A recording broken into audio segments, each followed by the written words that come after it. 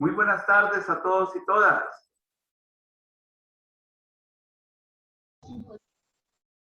Buenas tardes. Buenas tardes. Muy buenas tardes. ¿Qué tal? ¿Cómo están?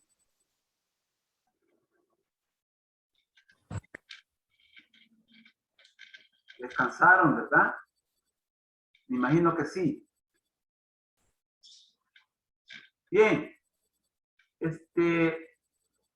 La última clase que tuvimos con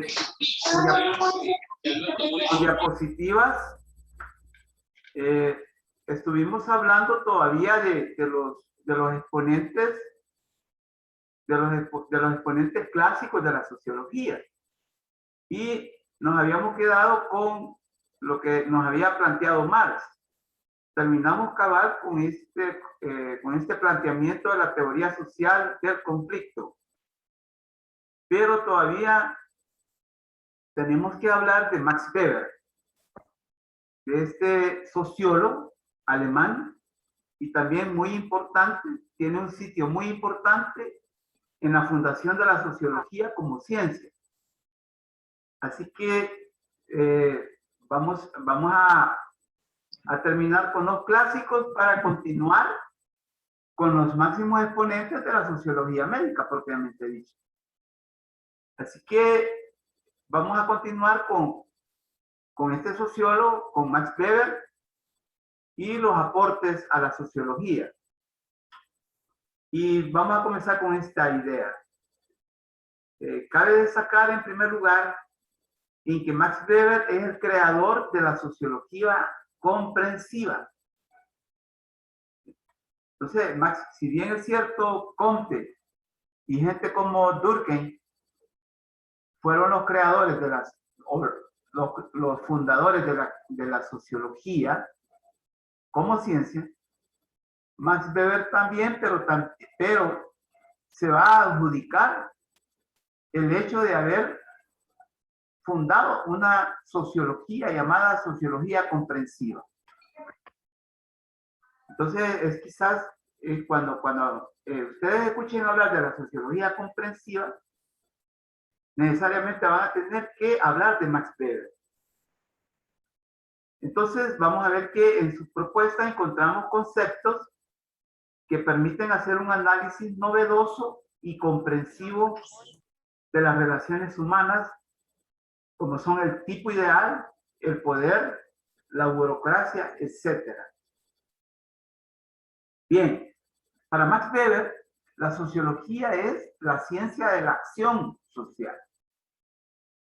El objeto de estudio de la sociología para Max Weber es la acción social. ¿Sí? Entonces, ¿cuál es la idea fundamental que él maneja? En su propuesta plantea que la sociología es la ciencia de la acción social y que a partir de los procesos que se le derivan, vamos a encontrar configurados los intereses diversos, plurales y múltiples de los actores sociales, con el propósito de buscar satisfacer las necesidades de distinta índole. Para Max Weber, vamos a encontrar dentro de la acción social a los actores sociales. ¿Sí? Entonces, para Max Weber, los sujetos de la acción social se llaman actores sociales. Estos actores sociales, si le ponemos nombre y apellido, podrían ser, por ejemplo, la empresa privada, los trabajadores, los intelectuales, ¿no? Los campesinos, podrían ser también los trabajadores del sector formal, los trabajadores del sector informal. Todo eso para Max Weber son actores sociales y que ejecutan acciones sociales.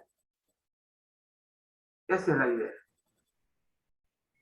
Resulta que Max Weber, en su obra, también podemos adjudicarle en términos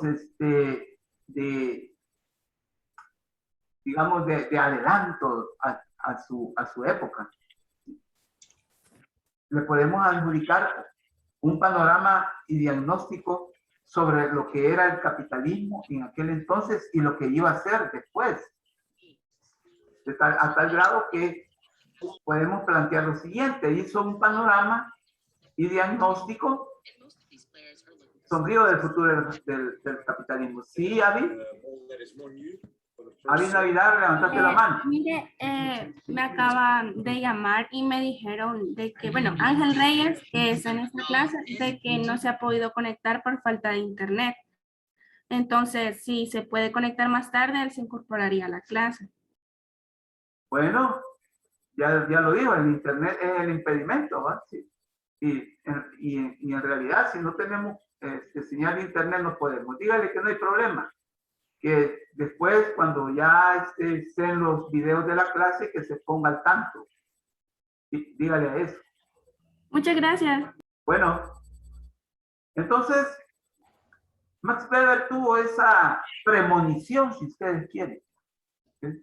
Esa premonición de hacer un panorama y un diagnóstico sombrío del futuro de la humanidad, o sea, nosotros, bajo el capitalismo. Y vemos que no se equivocó. ¿Sí?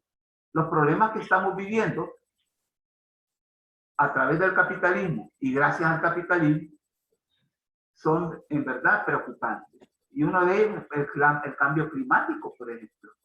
El mismo COVID-19. La pandemia también es producto de un modo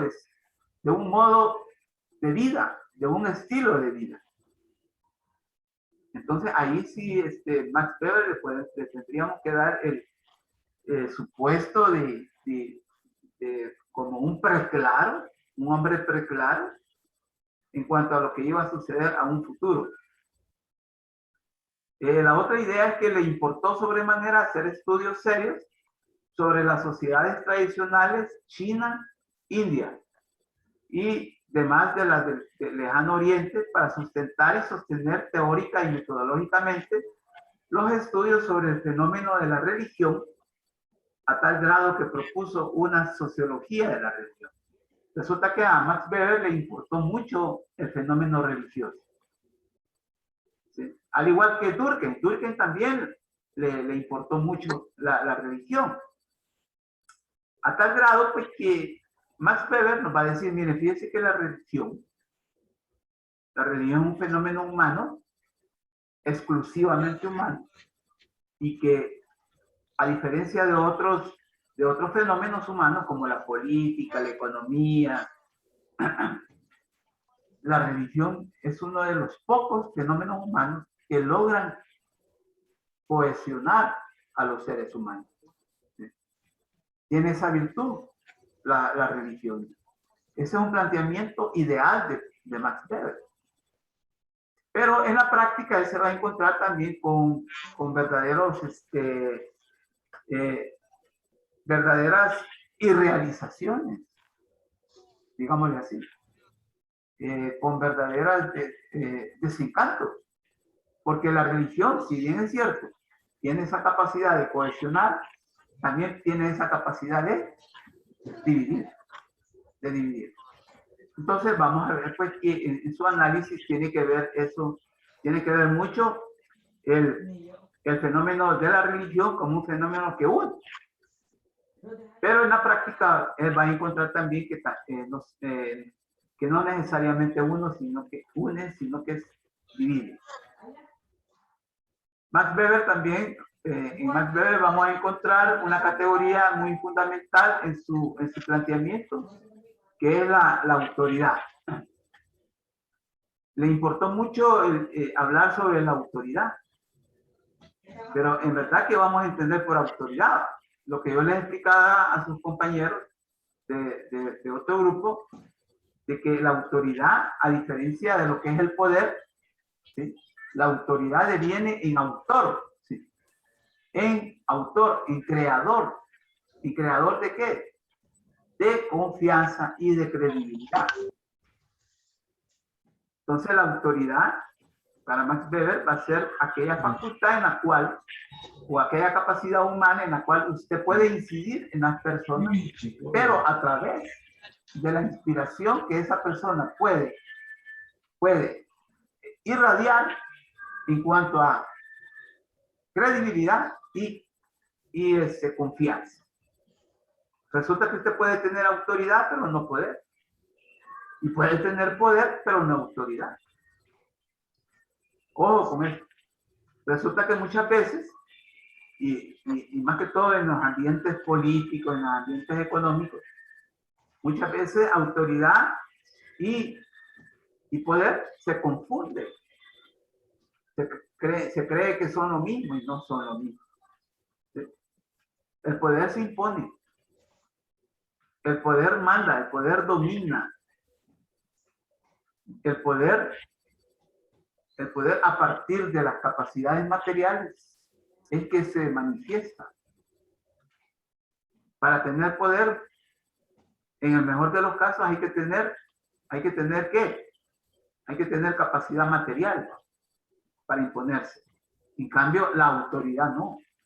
La autoridad es aquella que a partir de una práctica cotidiana, vivencial, a partir de una práctica personal o colectiva, se va adquiriendo credibilidad, se va adquiriendo confianza, ya sea porque se hace lo correcto, ya sea porque andamos en verdad, ¿va? Y no en tinieblas. Entonces se va adquiriendo autoridad. Mira, les voy a poner un ejemplo. Jesucristo decía, la Biblia dice que predicaba o hablaba como quien tiene autoridad, decía la gente. ¿Por qué? Porque Jesucristo, a diferencia de los fariseos y de los escribas y de los ancianos, inspiraba él en el cómo hablaba y en sus dichos y hechos. Él inspiraba credibilidad y confianza. En cambio, los fariseos, los escribas, los ancianos, esos no tenían autoridad. Lo que tenían era poder. Ojo con eso. Entonces, tiene aquí Max Weber, uno de sus aportes es con respecto a la autoridad. Es una categoría de análisis. Autoridad dentro de la sociedad. Supuestamente dentro de la sociedad, los que deberían de tener autoridad, supuestamente deberían de ser los políticos y las políticas. Los dirigentes, como el presidente de la República, los diputados, los alcaldes, los líderes comunitarios, supuestamente deben tener autoridad, pero en la práctica, y El Salvador es revelador en ese sentido. Entonces dice, plantea que hay quienes pueden ejercerla y otros no. Ojo con esto. Debido a los tiempos y espacios en donde han ejercido la práctica existencial y vivencial, y las condiciones materiales y espirituales en correspondencia a ellas, y que son las que determinan a que un individuo inspire autoridad. Es a partir de los espacios y de los tiempos. Resulta que para la sociología, el ser humano es un ser de espacios y de tiempos. Ojo con esto. Para la sociología, la primera consideración epistemológica del ser humano es que nosotros ocupamos un espacio y un tiempo. Ahorita nosotros estamos ocupando un espacio y un tiempo. El de la asignatura de sociología médica. Y no tenemos todo el tiempo. Tenemos hasta cierto tiempo. Porque después ustedes van a tener que darle tiempo y espacio a otra asignatura, me imagino. Así también como tienen que darle espacio y tiempo, por ejemplo, a otras actividades que ustedes tengan agentadas. Ya sea porque es por la familia, ya sea porque ustedes tienen que reunirse para hacer un trabajo, etcétera, etcétera. Entonces, a partir de esa práctica, de ese sometimiento a tiempos y a espacios, es que el ser humano va construyendo autoridad. Max Weber va a decir también, mire, fíjense que los tipos de autoridad que se pueden identificar son los siguientes. La autoridad legal, dice, que es la que ejerce la ley. Resulta que en estructuras heterogéneas, plurales, diversas, como lo son las sociedades humanas, se escapa de nuestras manos el poder ejercer autoridad, ya sea a través de la confianza y de la credibilidad. Entonces, para eso están las leyes. Se crean las leyes, se construyen las leyes, se emiten leyes que prosiguen y hacen extensiva una autoridad. Ojo con eso también. Y entonces dice Max Weber, entonces a través de lo legal, nosotros podemos también ejercer autoridad. Y dice Max Weber, también hay otro tipo de autoridad que es la carismática. Esta es más doméstica y más concreta, es más común. Y es la carismática, dice, es la que está determinada por el carácter personal. Esta autoridad carismática es la propia de los líderes y lideresas. Los líderes y lideresas están llamados a ejercer una autoridad carismática. Por ejemplo, el próximo foro va a ser sobre liderazgo. Entonces ustedes tienen que hablar de la autoridad carismática. También no solo en grupos, por ejemplo, de interés, como podrían ser asociaciones, partidos políticos, en la familia, también.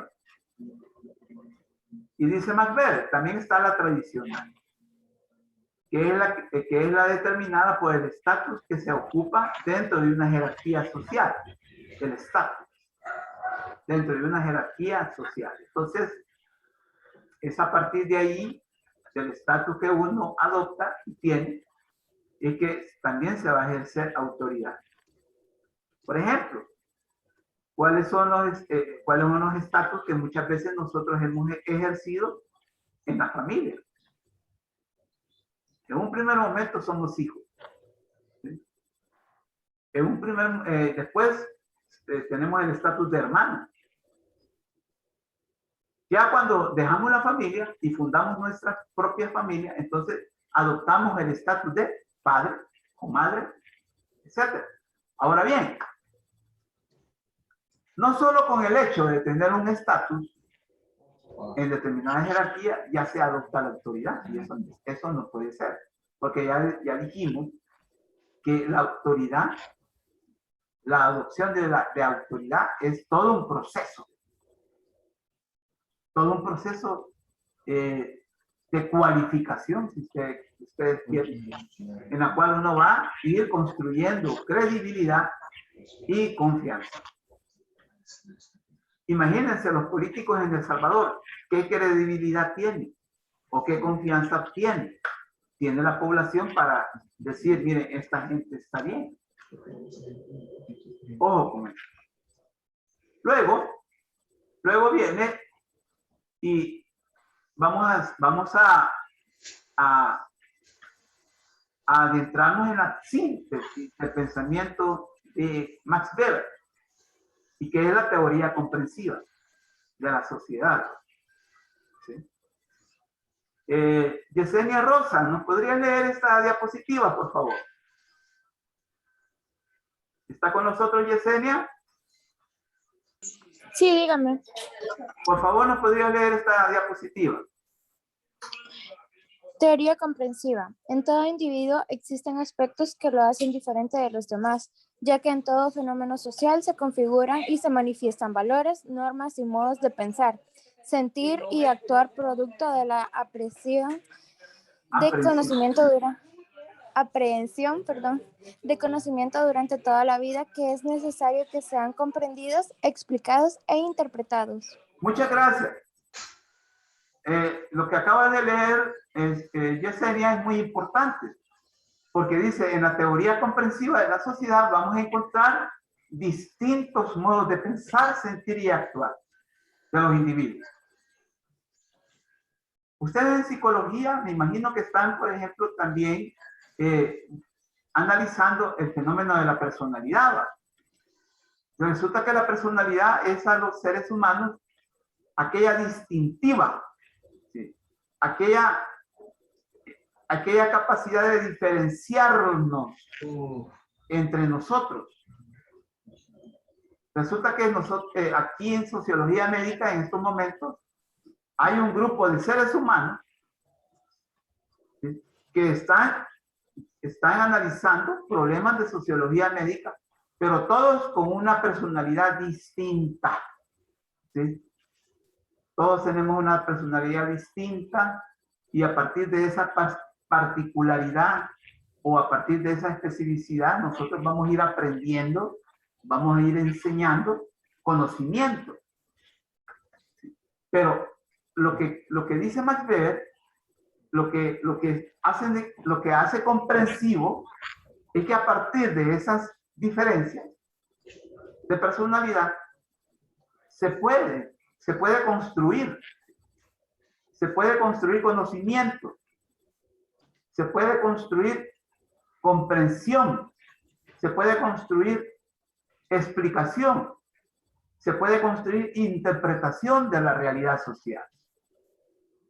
Ojo con esto, esto es muy importante. En realidad, Max Weber tiene razón. Tiene mucha razón, Max Weber. Yo diría, pues, que eso nos estaría diciendo Max Weber si estuviera vivo.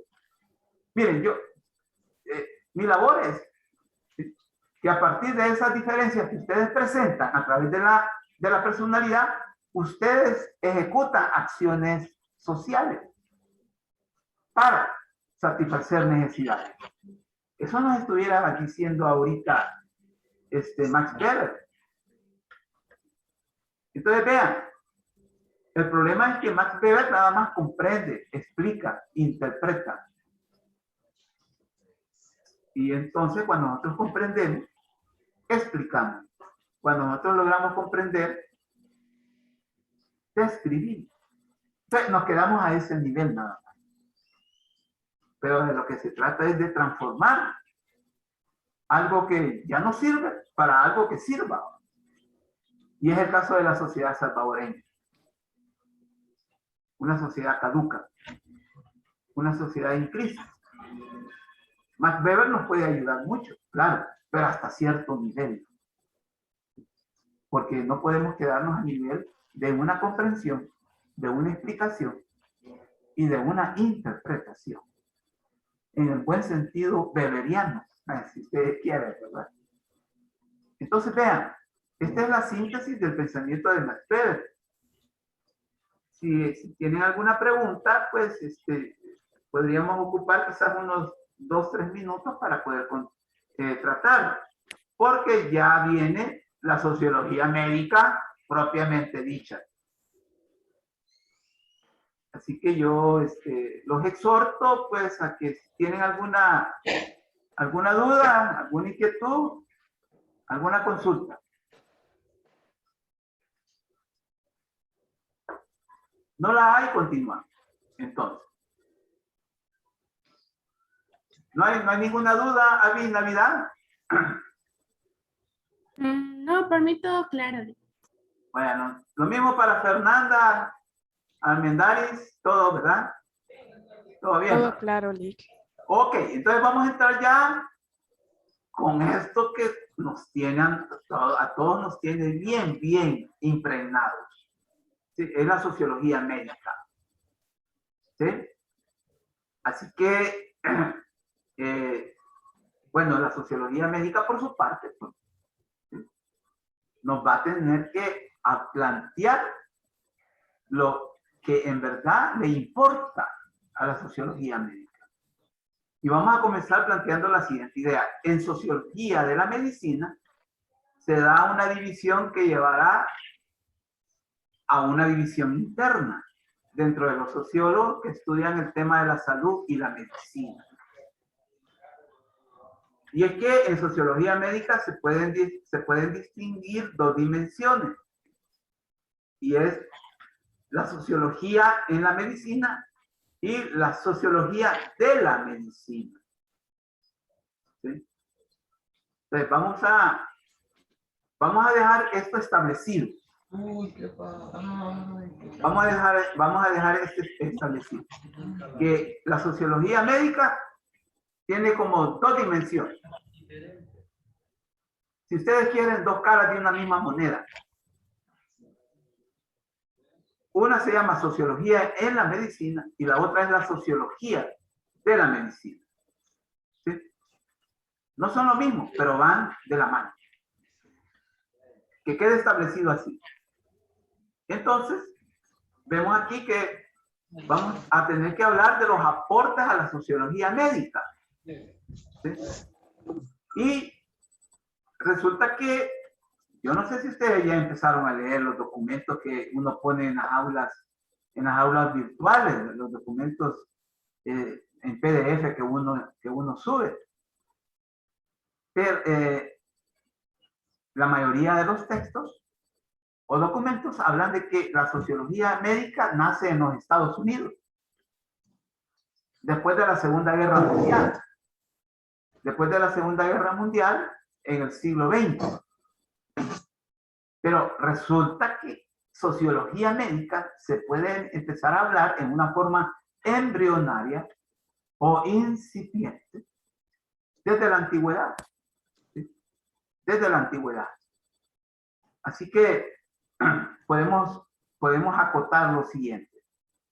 Ya en la antigüedad, dentro de un contexto histórico que exigía explicaciones derivadas de procesos sistemáticos y elaborados a partir de una relación minuciosa, racional, pionera de la ciencia de entonces, es que los problemas de la salud van a ser sujetos de interpretaciones que no solo van a tomar en cuenta los procesos biológicos y fisiológicos, sino que también los factores sociales determinantes para el aparecimiento y desarrollo de enfermedades.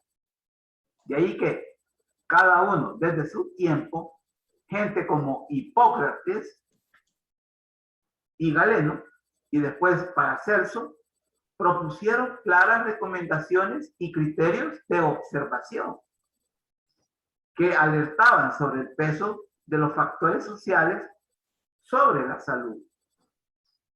Aunando esfuerzos, Paracelso y Ramassin van a dar sus aportes embrionarios, pero sustanciales a lo que sería más tarde la medicina ocupacional, enfatizando la relación entre organización socioeconómica y condiciones de salud. Ojo con esto. Entonces, este es un dato muy importante, porque no es precisamente a partir del siglo XX, de la segunda mitad del siglo XX, precisamente después de la Segunda Guerra Mundial, y precisamente en los Estados Unidos, y que por primera vez se va a hablar de sociología médica. Mucho antes, en la antigüedad. Y nos estamos remontando a los griegos. Gente como Hipócrates, ¿sí? Ya lo dice el documento, y Galeno también, ¿verdad? Bueno, de hecho a los médicos les dicen Galeno, a los médicos y las médicas. ¿Se han fijado en eso? Que les dicen galenos a ustedes. Y gente como Paracelso, ahí también en el medioevo, gente que empezó a hablar de la sociología médica. Empezó a hablar de la relación factores socioculturales, socioeconómicos, que los empezó a vincular con el aparecimiento de las enfermedades. Empezaron a vincular, a explicarse a partir de esa relación. ¿Sí? Y por eso es que dice, bueno, en un primer momento se llegó incluso hasta llamar medicina ocupacional, enfatizando la relación entre organización socioeconómica y condiciones de salud. Entonces no podemos ser radicales en decir, mire, va a ser en los Estados Unidos, allá después de la Segunda Guerra Mundial, y que va a haber sociología médica. No, mucho antes. Mucho antes. Hay que tener cuidado en eso y tomarlo muy en cuenta. Claro, va a ser en los Estados Unidos, ¿sí? con los estudios de muchos médicos estadounidenses que van a empezar a construir, van a empezar a estudiar seriamente después de la Segunda Guerra Mundial. Eso es muy distinto, pero que sea a partir de la segunda, después de la Segunda Guerra Mundial y en la segunda mitad del siglo XX, que se empiece a hablar de sociología médica, eso no es cierto. Es mucho antes. Bueno, hasta el grado que en el siglo XVII, William Perry sostenía que la estructura demográfica, los factores económicos, sociales y culturales tenían una estrecha correspondencia con la situación de salud de la formación social inglesa de entonces. Él era inglés.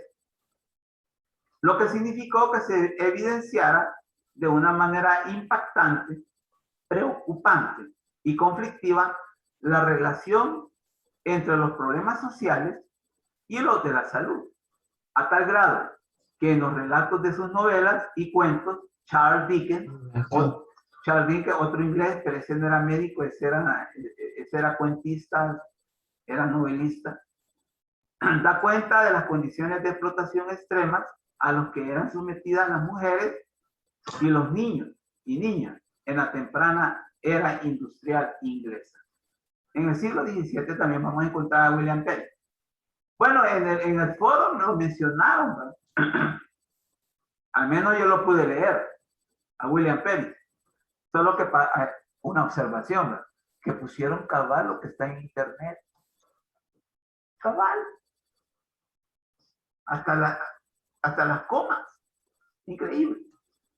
Entonces, pero bueno, pues, lo que William Perry dice. Lo pueden procesar. Eso se hace. Para la próxima. Luego en el siglo XIX. Aquí hay una pintura. Una pintura de la guerra civil americana, donde se están atendiendo a los heridos a la orilla de un río, en condiciones dramáticas, en condiciones antihigiénicas. Veamos qué nos dice a partir del siglo XIX las investigaciones. Con suma preocupación, en este momento histórico se van a empezar a evidenciar con más premura los desequilibrios sociales y económicos causados por el modo de producción capitalista, dominante en Europa y su revolución industrial. Y ya las realidades que configuraba la salud confirmaban la relación problemática entre enfermedad y condiciones socioeconómicas y los factores del ambiente físico. Y es también cuando los estudiosos o los estudios epidemiológicos emprendidos por un incipiente movimiento de medicina social o medicina social y que pusieron en primera plana una realidad acuciante, o sea, impostergable, una realidad preocupante, que se va a hablar por primera vez de una sociología médica. Imagínense. También aquí encontramos que se agencian el término de sociología médica también. Pero es necesario destacar que la sociología como disciplina tuvo un papel auxiliar, y más que todo en la labor de investigación de las causas y orígenes de la problemática, y no de una iniciativa desde la sociología, que surgiera la preocupación de introducir a la realidad la relación problemática entre enfermedad y factores socioeconómicos y del ambiente físico. Yo aquí me quiero detener por lo menos unos 2 minutos. Yo la vez pasada, en el foro, cuando yo intervine en el foro, hablé de que para mí era valioso que las ciencias médicas, ¿sí? Sí, fuera desde las ciencias médicas la preocupación. Surgió dentro de las ciencias médicas la búsqueda de otra ciencia,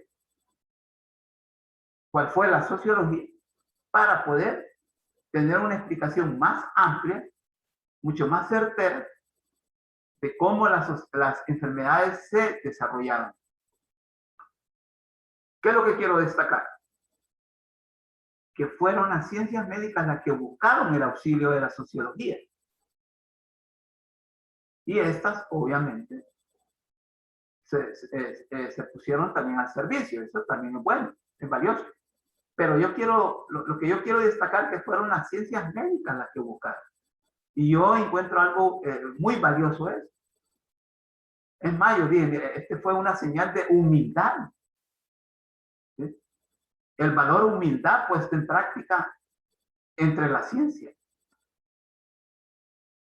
Porque ocurre que muchas veces es al revés, ¿no?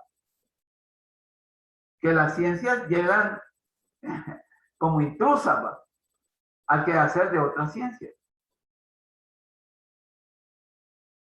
En cambio, en este caso de la sociología médica, no fue así. Fue una búsqueda, ¿sí? Fue una invitación, si ustedes quieren también, desde las ciencias médicas, para que la sociología llegara también a dar su aporte. Y eso, yo en lo particular lo encuentro valioso. Doy gracias. Doy muchas gracias. Estoy muy agradecido por eso. Y que también la sociología se puso a la altura de las circunstancias. Ojo con esto. Esto yo quería decirlo en su oportunidad. Yo ya había mencionado algo, pero quería que se diera esta discusión. Si tiene alguien que decir algo, por favor, levante la mano. Por favor. Bien. Del siglo XIX nos pasamos al siglo XX. ¿Sí? Con dos médicos norteamericanos, Elizabeth Blackwell y James Warback. ¿Sí? Aquí están sus fotos, pero este ya es el siglo XX.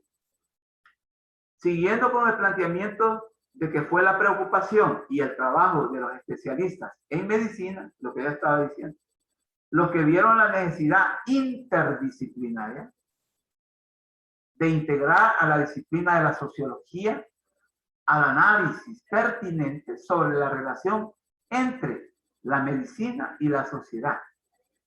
Destacamos el de la primera mujer licenciada en medicina en los Estados Unidos. O sea, Elizabeth Blackwell.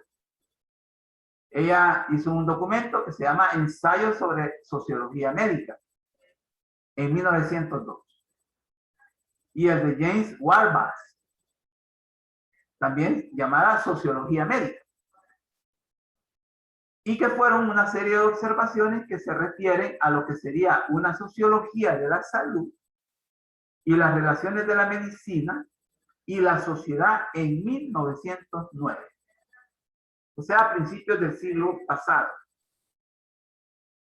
Esto ya estamos hablando de los Estados Unidos y del siglo XX. Podríamos destacarlos como pioneros a esta gente.